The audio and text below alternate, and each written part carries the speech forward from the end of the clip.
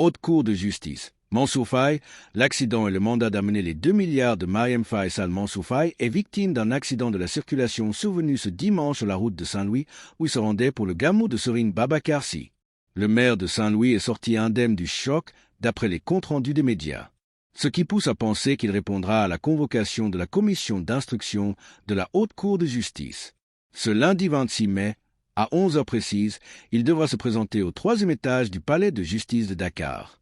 Faute de quoi, il y sera conduit de force, prédit l'Observateur dans son édition de ce matin.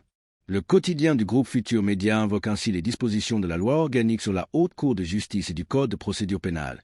Mandons et ordonnons à tous les huissiers ou officiers ou agents de police judiciaire ou agents de la force publique de lui notifier le présent mandat et de l'informer que, faute de comparaître, il sera décerné un mandat d'amener. Certaines voix, au niveau de la Haute Cour de justice, reprises par l'Observateur, assurent que cette injonction n'a rien de personnel. Cette mention est dans toutes les convocations envoyées aux différents ministres qui sont passés devant la commission d'instruction, banalise un magistrat qui s'est confié au journal. Mansour Faye est convoqué devant la commission d'instruction de la Haute Cour de justice dans le cadre de l'enquête sur la gestion du fonds Force Covid-19, objet d'un rapport de la Cour des comptes. L'ancien ministre de Macky Sall est soupçonné d'avoir trompé dans des malversations. Il nie catégoriquement les faits qui lui sont reprochés.